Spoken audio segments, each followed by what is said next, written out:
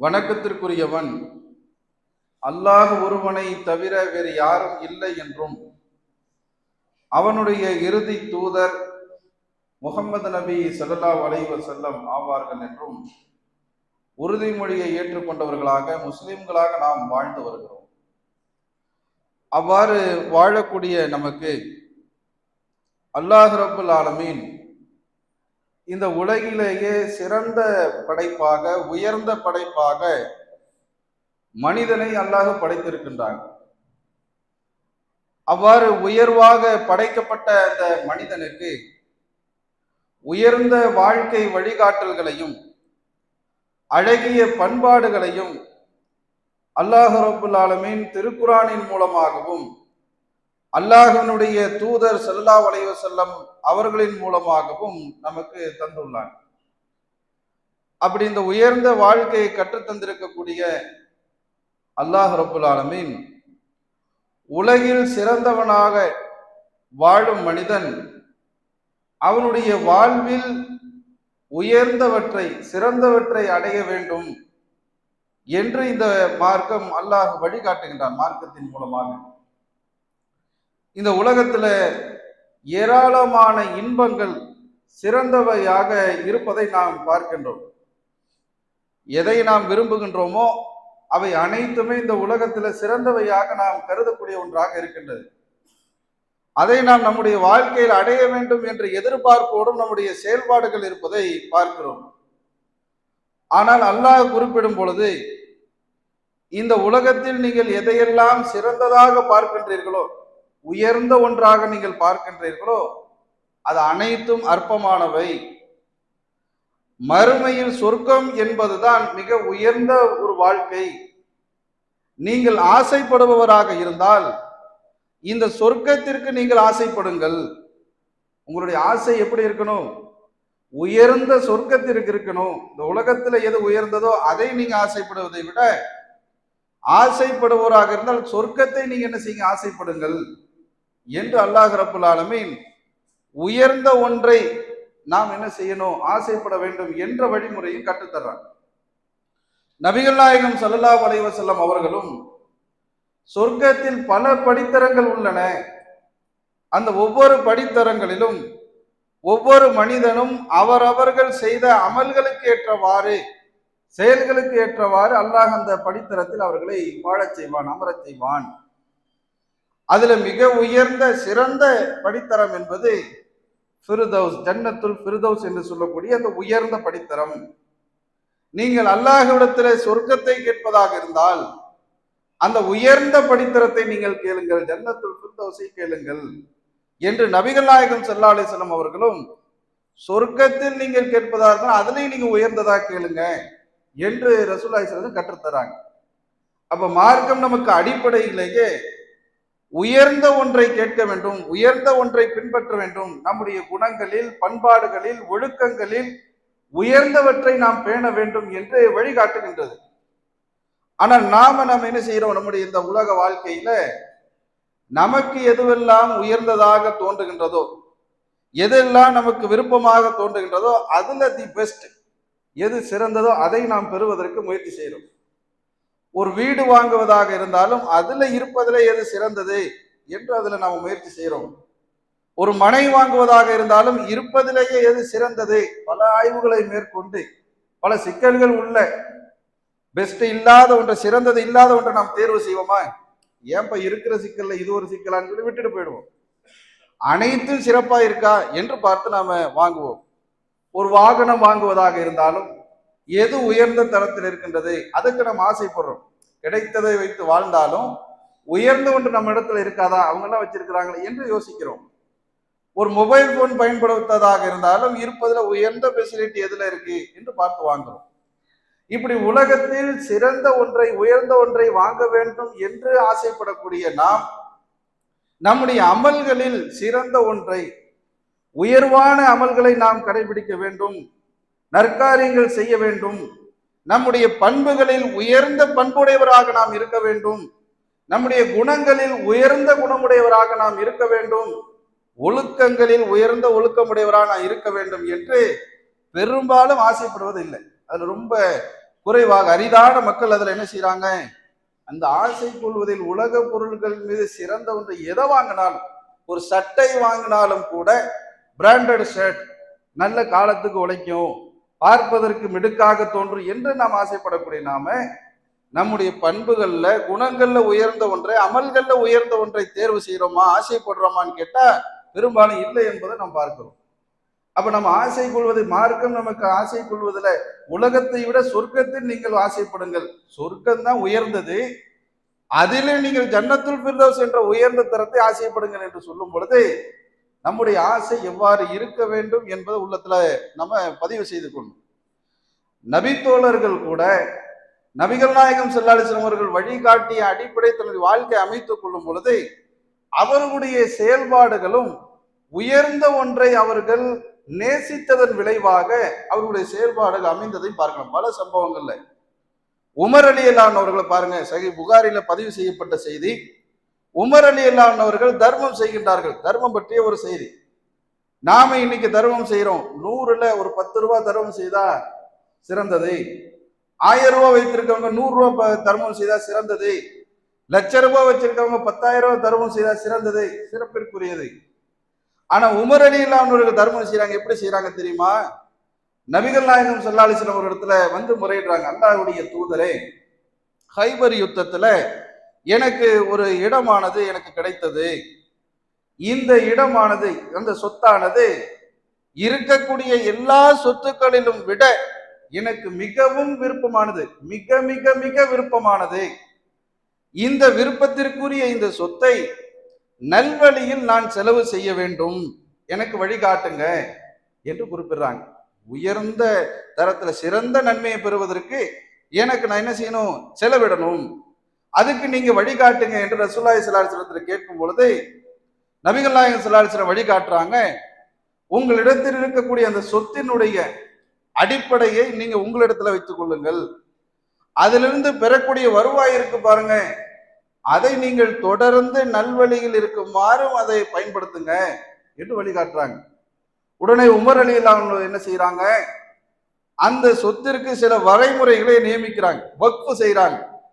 இந்த சொத்தை யாரும் விற்கக்கூடாது, எந்த நபருக்கும் விற்பனை பொருளாக கைமாற்றம் செய்யக்கூடாது, விற்கக்கூடாது, யாருக்கும் அன்பளிப்பாக கொடுக்க கூடாது, இந்த சொத்திற்கு வாரிசுதாரர்கள் என்று முறை வந்து அதை என்ன செய்யக்கூடாது, வாரிசுகளுக்கு கொடுக்க கூடாது, முழுக்க முழுக்க இந்த சொத்தை எப்படி இருக்கணும், அதனுடைய வருவாய் ஏழைகளுக்கு செல்லக்கூடியதாக, வழிபோக்கர்களுக்கு செல்லக்கூடியதாக, அனாதைகளுக்கு வழங்கக்கூடியதாக, அதே போல அடிமைகளை விடுதலை செய்பவருக்கு வழங்கக்கூடியதாக இதை பயன்படுத்த வேண்டும் என்று காலத்திற்கும் தொடர்ந்து அந்த நன்மையை பெறும் வகையிலான ஒரு நிலையை ஏற்படுத்துகின்றார்கள், வக்ஃப் செய்கின்றார்கள். இது போல இந்த உமர் ரலியல்லாஹு அன்ஹு அவர்கள் செய்த அந்த தர்மமானது அந்த கிடைத்த சொத்தை உடனே வித்து அதை ஒரு பொருளா அல்லது ஒரு தர்மமாக செய்துட்டு போனா அதுவும் சிறந்தது தானே. ஆனா இருப்பதிலே உயர்ந்த தர்மமாக எது அடையணுமோ அதை இலக்கு அடைகிறாங்க. புரியுதா உங்களுக்கு? தர்மம் செய்யறது தான், இடத்தை தர்மம் செய்யறதா, பொருளாதாரத்தை தர்மம் செய்யறது தான். ஆனா தர்மம் செய்வதில் கூட அல்லாஹும் அல்லாஹ்வுடைய தூதரும் எந்த அமல்களிலும் நீங்கள் உயர்ந்த இலக்கை அடைய வேண்டும் என்று அந்த படிப்பினையை அவர்களுக்கு வழங்கி வழங்கி வழங்கி அவர்கள் அந்த எண்ணத்தில் என்ன செய்யறாங்க, தர்மம் செய்யணும், ஆனா அந்த தர்மத்தின் மூலமாக பெறக்கூடிய நன்மையானது உயர்ந்த இலக்கான அந்த இடத்தை அடைய வேண்டும் என்று நிர்ணயிக்கிறாங்க, ரசூலுல்லாஹ்ட்ட முறையிடுறாங்க. இப்படிப்பட்ட ஒரு சிறந்த தர்மத்தை அவர்கள் என்ன செய்யறாங்க, வழிவகுத்து அன்று முதல் அந்த இடத்தை என்ன செய்யறாங்க, தர்மமாக வழங்குகின்றார்கள். நாம தர்மம் செய்யறோம், எது நமக்கு மிஞ்சியதோ, ஒரு உணவு வழங்குறதா கூட வீட்டுல எஞ்சி போயிடுச்சுன்னு வச்சுங்க, மிஞ்சி போயிடுச்சுன்னா அந்த சோறை தர்மம் செய்யறோம். இருப்பதுல நாம பயன்படுத்தி ஆடை ஒண்ணு இருக்கும், சைஸ் பத்தாம அல்லது ஓரமா எங்கேயாவது மூலையில கலர் பத்தாம இருக்கும், அந்த ஆடைகளை தர்மம் செய்வோம், அதுவும் சிறந்தது தான், தவறு கிடையாது, அந்த தர்மம் செய்யலாம்.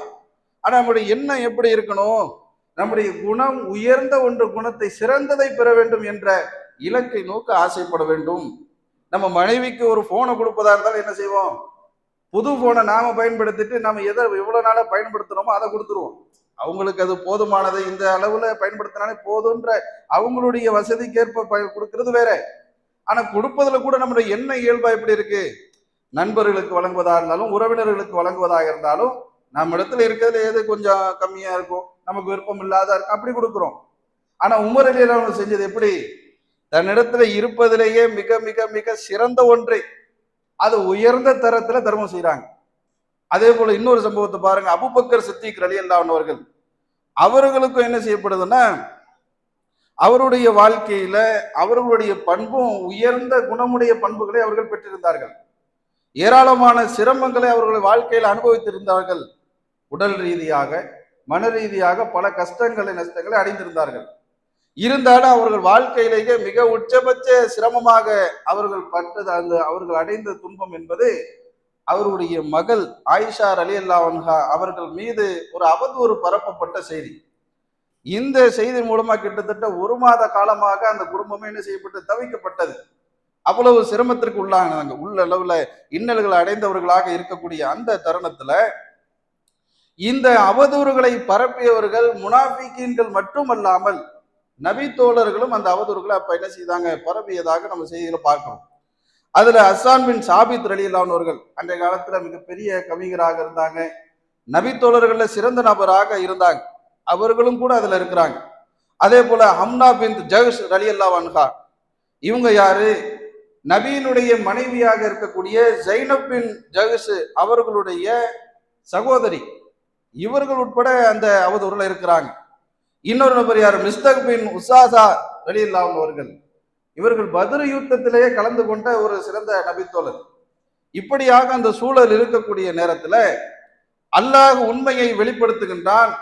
ஆயிஷா ரலியல்லாஹு அன்ஹா அவர்கள் பரிசுத்தமானவர்கள் என்ற செய்தி தெரிய வந்த பிறகு மிஸ்தக் இருக்காங்க பாருங்க, மிஸ்தக் பின் உசாசா ரலியல்லாஹு அன்ஹு அவர்கள், இவங்க அபூபக்கர் சித்திக் ரலியல்லாஹு அன்ஹுடைய உறவினராகவும் இருக்கிறாங்க. தன்னுடைய மகளை பற்றி அவதூறு பேசிய ஒரு நபராக இருந்தாலும் அபூபக்கர் சித்திக் ரலியல்லாஹு அன்ஹுடைய உறவினராகவும் இருக்கிறாங்க. ஒரு படி கூடுதலாக அபூபக்கர் சித்திக் ரலியல்லாஹு அன்ஹு அவர்கள் தொடர்ந்து அவர்களுக்கு உதவி செய்யக்கூடிய நபராகவும் அவரிடமிருந்து உதவி பெறக்கூடிய நபராகவும் இருந்தார். இப்ப அபூபக்கர் சித்திக் ரலியல்லாஹு அன்ஹு என்ன செய்யறாங்க? அவருடைய கோபத்தின் வெளிப்பாடாக அல்லாஹ்வின் மீது சத்தியமாக இந்த மிஸ்தகிற்கு இனிமேல் நான் உதவி செய்ய மாட்டேன் என்று முடிவெடுக்கிறாங்க. அவருடைய கோபத்தின் உச்ச அதுதான். நாமளா இருந்தா என்ன செஞ்சிருப்போம்? அவதூறு செஞ்சுவிட்டு நம்ம சும்மா விட்டுருப்போமா? 4 அறை விட்டுருப்போம், அல்லது சண்டை நடந்திருக்கும், ஏராளமான நிகழ்வுகள் நடந்திருக்கும் நடைமுறையில.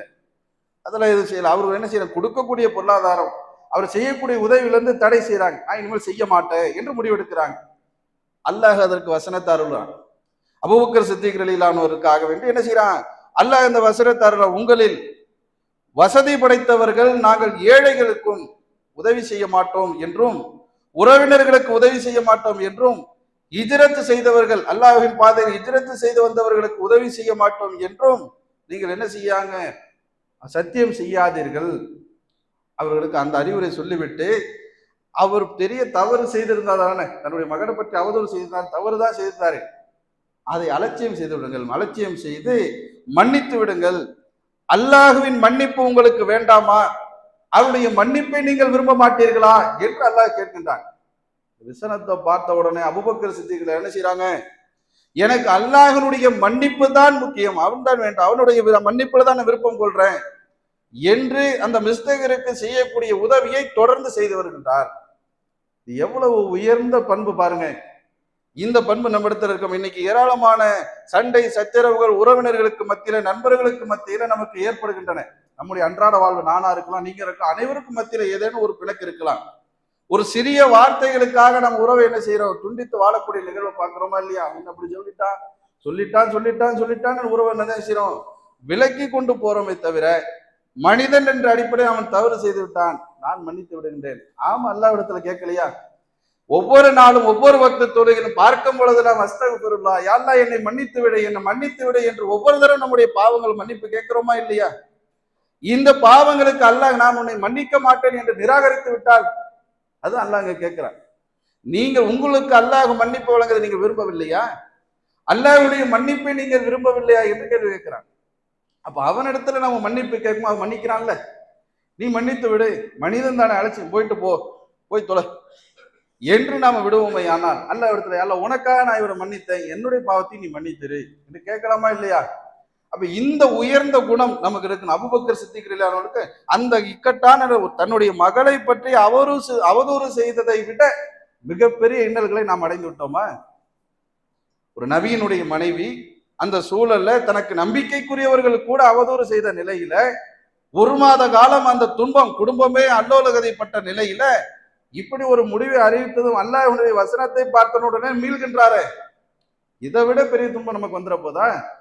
அந்த துன்பத்தை நம்முடைய நட்புலையோ நம்முடைய உறவினர்கிட்டயோ நாம மீண்டும் பேசுவதில் அவர்களிடத்துல இணங்கி நடப்பதில் என்ன பெரிய பாரதம் நடந்துற போது?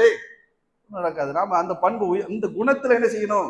உயர்ந்த குணத்தை பெற வேண்டும். சும்மா ஜன்னத்துல் ஃபிர்தௌஸ் எனக்கு கிடைக்கணும்னு கேட்டா மட்டும் கிடைக்காது. எப்படி இருக்கணும்? நம்முடைய செயல்பாடுகள் அதை நோக்கி இருந்தால்தான் அந்த உயர்ந்த குணத்தை நோக்கி இருக்கும். நானும் ஸ்கூலுக்கு போறேன், ஃபர்ஸ்ட் மார்க் வாங்கிறோமா? நடைமுறையில பார்க்கணும்ல. யாரும் ஒத்துக்க மாட்டோம். நல்லா படிச்சா நல்லா மார்க் வாங்கணும், அப்படித்தானே சொல்றோம். அந்த கல்வி அதுல ஒரு பக்கம் ஒரு இருக்கிற சூழ்நிலை நம்ம மாற்று கருத்துனாலும் இந்த கல்வியில முதல் மதிப்பெண் வாங்குவது என்பது அவன் அதற்கான ஈடுபாட்டோடு இருந்தான், முதல் மதிப்பெண் பெற்றான் சொல்றோம்ல. போனவன் எல்லாம் முதல் மார்க் வாங்க முடியுமா? அப்ப நம்ம நினைச்சதெல்லாம் ஜன்னத்துல் ஃபிர்தௌஸ் கிடைச்சிருமா? இது போன்ற பண்புகளை திருக்குரானும் அல்லாஹ்வுடைய தூதரும் கற்றுத்தரக்கூடிய இந்த பண்புகளை குணங்களை நாம் பெற்றிருக்க வேண்டும். அதை நம்மளுடைய வாழ்க்கையில் அனுபவிக்க வேண்டும். அந்த சந்தர்ப்பங்கள் வரும் பொழுது நம்மிடத்தில் அந்த குணங்கள் மிளிர வேண்டும். அல்லாஹ்வுடைய தூதர் ஸல்லல்லாஹு அலைஹி வஸல்லம் அப்படி வாழ்த்தத்தினுடைய விளைவாகத்தான் உமர் ரலியல்லாஹு அன்ஹு இருக்கட்டும், அபூபக்கர் சித்திக் ரலியல்லாஹு அன்ஹு அவர்களா இருக்கட்டும், அவருடைய குணங்கள் அவ்வாறே இருப்பதை பார்க்கணும். உயர்ந்த குணங்களை பெற்றிருந்தவர்களாக இருக்கிறாங்க. அதே போல இன்னொரு சந்தர்ப்பம் பாருங்க, பெரும்பாலான நிகழ்வு இந்த பொருளாதாரத்தில் நாணயம் பேணுதல் என்பது மிகப்பெரிய ஒரு ஒரு இக்கட்டான சூழ்நிலை மனிதர்களுக்கு தர்ம சங்கடங்களுக்குள்ளாக பார்க்கிறோம். நட்பின் அடிப்படையில, உறவின் அடிப்படையில பொருளாதாரத்தை தொழிலுக்காகவோ கடனுக்காகவோ பெற்றவர்கள் மீண்டும் திருப்ப கொடுப்பதில் அதில் என்ன செய்யப்படுது? மிகப்பெரிய பிணக்கு, சண்டை, பிளவு ஏற்படுவதை பார்க்கிறோம். ஒரு பொருளாதாரத்தை அல்லாஹ் திருக்குறான்ல சொல்லும் பொழுது வேதமுடையவர் ஒரு சிலர் இருக்கின்றார்கள், அவர்களிடத்துல ஒரு பொற்குவியலையே கொடுத்தாலும் சரி அவர்கள் மீண்டும் அப்படியே அதை மீண்டும் என்ன செய்யறாங்க? அமானிதத்தை பண்ணி கொடுத்துடுறாங்க. இன்னும் சிலர் இருக்கின்றார்கள், ஒரே ஒரு தங்க நாணயம் ஒரு தினார கொடுத்தாலும் சரி அவங்க இடத்துல திருப்பி பெறுவதுன்றது எப்படி இருக்கும்? மிக சிரமமான ஒன்றா இருக்கும். அது போலதான் நபிகள் நாயகம் ஸல்லல்லாஹு அலைஹி வஸல்லம் காலத்துல ஜுபைர் இப்னு அவ்வாம் ரலியல்லாஹு அன்ஹு அவர்கள் அவங்க என்ன செய்யறாங்க? இந்த நபி தோழரை பற்றி அல்லாஹ்வுடைய தூதர் ஸல்லல்லாஹு அலைஹி வஸல்லம் சொல்லும் பொழுது ஒவ்வொரு நபிக்கும் ஒவ்வொரு நபிமாருக்கும் ஒரு தோழரை, பிரத்யேகமான நண்பரை அல்லாஹ் ஏற்படுத்தியிருக்கின்றான். எனக்குரிய பிரத்யேகமான நண்பர் இந்த ஜுபைர் இப்னு அவ்வாம் ரலியல்லாஹு அன்ஹு அவர்களை குறிப்பிடுறாங்க. இவருக்கு என்ன செஞ்சாங்க? பிற்காலத்துல ஒட்டக போர் நடைபெறும் பொழுது தன்னுடைய மகன் அப்துல்லாவை அழைத்து சொல்றாங்க, நான் இந்த போரில் கொல்லப்படுவேன் என்று நான் என்ன செய்ய கருதுகிறேன். நான் மரணிப்பதில் அஞ்சவில்லை, நான் மரணிப்பதற்கு அஞ்சல, ஆனா நான் பெற்றிருக்கக்கூடிய கடன்களை பற்றி கவலைப்படுகின்றேன். நான் மரணித்ததற்கு பின்னால் நான் விட்டு செல்லக்கூடிய இந்த கடனை பற்றி கவலை கொள்கின்றேன். நான் மரணித்தால் இருக்கக்கூடிய சொத்துக்களை விற்று யார் யாரிடத்திலிருந்தெல்லாம் கடன் பெற்றேனோ அதையெல்லாம் முறையாக அவரிடத்துல என்ன செய்யுங்க? கொடுத்து விடுங்கள் என்று மரணிப்பதற்கு முன்னால் தன் மகனிடத்துல கவலைப்படுகின்றார். ஒரு நாணயம் பேணுதல் என்பது இருக்கும் பொழுதே நம்ம கடைபிடிக்கிறது கஷ்டமா இருக்கு. ஆனா மரணித்த பின் இதை விட்டுடாதப்பா என்று சொன்ன நிலையில அவர் என்ன செய்யறாரு? மரணிக்கிறார். இவங்க கடன் வாங்க அடிக்கடி கடன் வாங்கக்கூடிய வழக்கமுடையவரும் அல்ல. கடன் எப்படி இவங்களுக்கு சேர்ந்துன்னு பார்த்தோம்னு சொன்னா, சில நபர்கள் நம்பகத்தன்மையின் காரணமாக இவரிடத்துல பொருளை அமானிதமாக கொடுக்க வருவாங்க. அமானிதம்னா நீங்க கொடுத்த பொருளை அப்படியே மாறாம கொடுக்கணும், அதுல ஏதேனும் சின்ன மாற்றம் ஏற்பட்டுருச்சு அப்படின்னு சொன்னா அது என்ன நஷ்டத்தை ஏற்படுத்திடும், அதனால நான் கடனா நான் என்ன வச்சுக்கிறேன் என்று வாங்கிய அந்த தொகைகள் தான். அது கிட்டத்தட்ட அன்றைய மதிப்புல 22 லட்சம் மதிப்புடைய சொத்துக்களை என்ன செய்யறாங்க? கடனாக பெற்றிருந்தாங்க. இந்த நிலையில மரணிக்கிறாங்க. அவருடைய சொத்துக்கள் அங்கங்க பார்த்தோம்னு சொன்னா வாபா, மதீனா, கூஃபா, பஸ்ரா, எகிப்து இது போன்ற இடங்கள்லாம் சொத்துக்கள் இருக்கு. அப்ப எவ்வளவு அதுக்கான மதிப்புன்றது அவங்க மகனுக்கு தெரியல. தெரியாத நிலையில என்ன செய்யறாங்க? மரணித்த பிறகு அவருடைய உறவினர்கள்லாம் வர்றாங்க. நம்முடைய உறவினர்களும் வருவாங்க. எங்கடா எதையாவது கேட்டுருவானோ, கடன்னு சொல்லி கேட்டுட்டா நாம கொடுக்குற மாதிரி ஆயிருமோ என்று கவலைப்படுவோம்ல. நபிகள் நாயகம் ஸல்லல்லாஹு அலைஹி வஸல்லம் வார்த்தை எடுத்த அந்த நபி தோழர்கள் அந்த இறப்பின் போது சந்திக்கும் பொழுது என்ன வார்த்தை சொல்றாங்க பாருங்க. ஹக்கீம் பின் இசாம் ரலியல்லாஹு அன்ஹு அவர்கள் அப்துல்லா இடத்துல கேட்கிறாங்க, என்னுடைய சகோதரனின் மகனே, எவ்வளவு கடனை உன்னுடைய தந்தை வைத்திருந்தாங்க, எவ்வளவு கடன் இருக்கும்? ஒரு 1,00,000 என்று குறிப்பிடுறாங்க. 1,00,000மா, உங்களால அடைக்க இயலுமா என்று கேட்கிறாங்க. 1,00,000 எப்படின்னா 22 லட்சம்னு சொன்னா அப்படியான அவங்க ஆச்சரியப்பட்டு அவர்கள் என்ன பதில் சொல்றாங்க, நீங்க கொடுக்க முடிஞ்ச அளவுக்கு கொடுங்க, முடியலன்னு சொன்னா என்கிட்ட வந்துருங்க, என்னை அணுகுங்க, நான் அதை என்ன செஞ்சிடறேன், அந்த கடனை தர்றேன் என்று ஹக்கீம் பின் ஹிஷாம் சொல்றாங்க. இந்த குணங்களை பாருங்க. நாம் அந்த மரணத்துல போய் சலாம் சொல்லி அவரிடத்துல ஏதேனும் தொகை இருக்க, நம்மகிட்ட பொருளாதாரம் இருக்கு இல்ல அது வேற விஷயம். அவர்களை ஆறுதல் படுத்தி, கடன் எது விட்டுருக்காரா, ஒன்னும் கவலைப்படாதப்பா, நீ தைரியமாயிரு, உனக்கான சூழல் ஏற்படும், அல்லாஹ் உனக்கு உதவுவான் என்ற வார்த்தை கூட சொன்னா எங்க நம்மிடத்துல இருக்கக்கூடிய பணத்தை கேட்டு விடுவானோ என்ற குணம் இருக்கு பாருங்க. இந்த குணத்தை தவிர்த்துக்கணும். இப்படி உதவுறாங்க. அதே போல இன்னொரு நபித்தோழர் பாருங்க, இந்த ஹக்கீம் பின் இசாமுக்கு பிறகு அப்துல்லா பின் ஜாஃபர் அலி அல்லான்னு வர்றாங்க. அவர் என்ன செய்யறாங்கன்னா, உங்களுடைய தந்தை 4 லட்சம் ரூபாய் எனக்கு தரணும் என்று சொன்ன உடனே அதோட நிறுத்தாம, நீங்க இந்த 4 லட்சத்தை நீங்க நாடினா தள்ளுபடி செஞ்சீங்க, இந்த தள்ளுபடி நான் செய்யறேன், வேண்டாம், வேற எனக்கு தர வேண்டாம் என்று சொல்றாங்க. அதெல்லாம் முடியாது, நான் அதை தந்துருவேன்னு சொல்லி யாரு சொல்றா, மரணித்தவருடைய மகன் சொல்றாரு, நான் அதை தந்துருவேன், இல்லைன்னாலும் பரவாயில்லப்பா, நீ கொடுக்கக்கூடியவர்களுடைய லிஸ்ட் இருக்குமே, அதுல கடைசி நபரா என்ன வச்சுக்க, நீ கொடுக்கலனாலும் பிரச்சனை, கடைசி நபரா வச்சுக்க, நீ கொடுத்துறேன்னு உறுதியா சொல்ற, இருந்தாலும் என்ன கடைசி நபரா வச்சுக்க என்று குறிப்பிடுறாங்க. இவ்வளவும் அவர்களுடைய உறவினர் என்ன செய்யறாங்க, பின்னாடி மரணித்த பிறகு குறிப்பிடுறாங்க. அப்பயும் அந்த மகன் என்ன செய்யறாரு, இல்ல நான் கண்டிப்பா அதை கொடுத்துறேன்னு சொல்லி அந்த நாணயத்தை பேணக்கூடியவரா இருந்தாங்க. நாம இங்க சொத்து பிரிச்சோன்னு வைங்க, எப்படா ஆளு காலியாவான், இருக்கிற சொத்தை எப்படி பிரிக்கலாம், சொத்து பிரித்தா யாருக்கு போவோம், முதல் பிரியாரிட்டி ரத்த பந்தங்களுக்கு போகும், அடுத்து திருமண உறவுகளுக்கு போகும். இப்படி போகும்பொழுது என்ன செய்யும், ஒரு ரூபாய் எக்ஸ்ட்ரா போனா கூட என்ன செய்யறது, பாரதூரமான சண்டை போயிருது. யாருக்கு போகுது, நம்ம அண்ணன், நம்ம தம்பி, நம்முடைய சகோதரிக்கு தானே போகணுன்ற எண்ணமே இங்க இருக்க மாட்டேங்குது. எப்படி வந்துருது, எப்படி அவருக்கு அதிகமாக பிரிச்ச என்று பெரிய சண்டைகள், குழப்பங்கள், குடும்பமே பிளவு ஏற்பட்ட அத்தனை ஆண்டு காலம் சிறு வயது முதல் பழகி வாழ்ந்த மக்கள் எல்லாம் பிரிந்து சிதறி பொருளாதாரத்திற்காக பிரியக்கூடிய நிகழ்வை நம்ம பார்க்கிறோமா இல்லையா? அப்படி இருக்கக்கூடிய நிகழ்வுல இந்த நபி தோழருடைய மகன் ஜுபைர் இப்னு அல்லாஹ் ரலியல்லாஹு மகன் இப்படி சொத்துக்களை அவர் இடத்துல கொடுக்குறாங்க. இப்படி அவர் இடத்துல இருக்கக்கூடிய எல்லா சொத்துக்களையும் விற்ற பிறகு அவருக்கு கிடைத்த தொகை எவ்வளவுன்னு கேட்டா 5,02,00,000 மதிப்புள்ள சொத்துக்கள் கிடைக்குது. இந்த சொத்தை வச்சு எல்லா தர்மங்களும் அந்த கடன் வாங்கினதுல அடைக்கிறாங்க. இந்த மரணித்த ஜுபைர் இப்னு அல்லாஹ்வுக்கு மற்ற மனைவிகளுடைய பிள்ளைகள் இருக்கிறாங்களே, அவங்க அப்துல்லாட்ட கேட்கிறாங்க, எஞ்சி இதை என்ன செய்யுங்க, பிரித்து கொடுத்துருங்க, எங்களுக்கும் பிரித்து கொடுங்கன்னு கேட்கும் பொழுது அப்பவும் அவர் ஒரு நெறிமுறையை வைக்கிறாங்க. என்ன வைக்கிறாங்க, என்னுடைய தந்தையினுடைய கடனை சொன்னவங்ககிட்டலாம் நான் கொடுத்துட்டேன், 4 ஆண்டுகள் ஹஜ்ஜின் பொழுது நான் இந்த அறிவிப்பை செய்வேன். ஏன்னா என்னுடைய தந்தை ஒவ்வொரு நாடுகளுக்கும் போனாங்க, அவர்கள் என்ன செய்யல, இவ்வளவு பொருளாதாரத்தை இவ்வளவு சொத்து வந்திருக்குல்ல, இந்த சொத்து எல்லாம் அரசு பொறுப்புல இருந்து அவர்கள் வசூலிக்கல.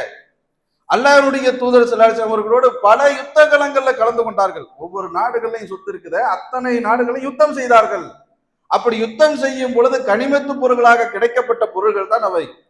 இந்த பொருள்கள்ல ஒவ்வொரு நாடுகளையும் அவர்களுக்கு நண்பர்கள் இருந்தார்கள், கடன் கொடுத்தவர்கள் இருந்தார்கள், அவர்கள் எல்லாம் இந்த ஹஜ்ஜின் பொழுது வருவார்கள்.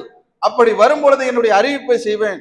4 ஆண்டுகள் அறிவிப்பு செய்த பிறகு யாரும் இல்லை என்ற நிலை அவர்களுக்கெல்லாம் கொடுத்து முடித்த பிறகுதான் இந்த சொத்தை உறவினர்களுக்கு பிரிப்பேன் என்று உறுதியாக நின்றார்.